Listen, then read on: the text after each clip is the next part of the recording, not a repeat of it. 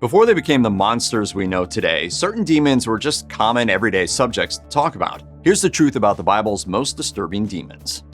To truly understand biblical demons, it's important to consider what words like demon actually meant to the people who wrote the Bible. But as it turns out, demons aren't really a major part of the good book. Instead, their place in Christian doctrine developed over centuries. Medieval Catholicism first connected demons with the Bible's fallen angels. Theologians wanted a way to explain both the physical and spiritual nature of demons and to portray them as actively involved in everyday human life. They went so far as to invent classifications of demons that we now take for granted. For example, each of the 7 deadly sins is embodied by an insidious entity.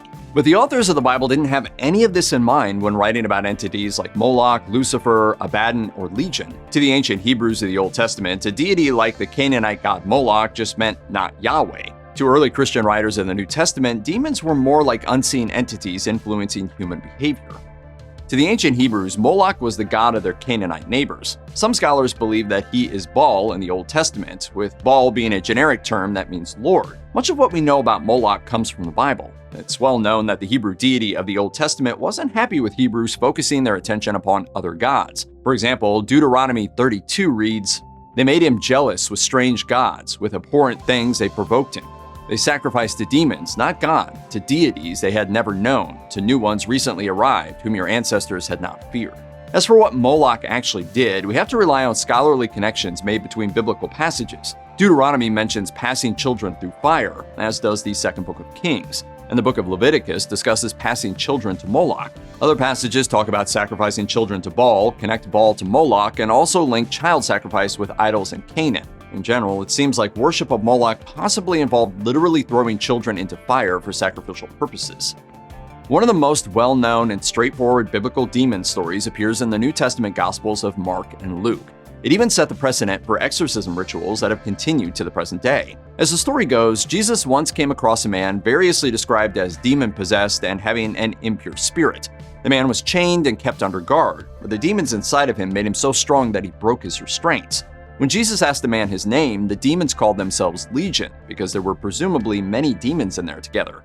"Lord, we beg you, do not send us into the abyss." Jesus then cast Legion out of the man and into a herd of nearby pigs, who went mad and ran into a lake and drowned. The Gospel of Mark specifically mentions that there were 2,000 pigs in the herd, although there's no mention of how many demons were in the man. Like the other demons on this list, there's no physical description of Legion. Any ideas that people have about the appearance of demons comes from artwork after the fact, but there's no further biblical information about Legion beyond that. And in fact, strictly speaking, Legion is the only entity in the entire Bible clearly identified both as a demonic entity and given a name.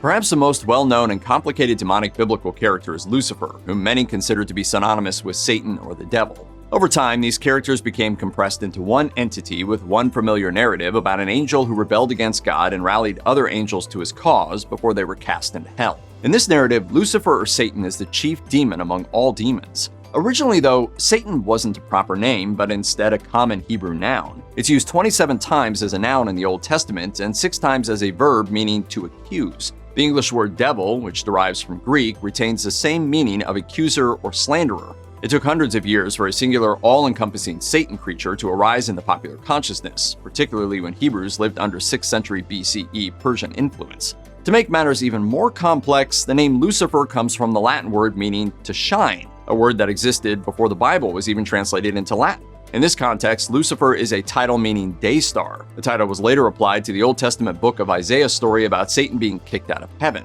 By the time that the New Testament book of Revelation was written centuries later, Satan had become connected to the devil and the apocalyptic battle of good versus evil. Could it be Satan?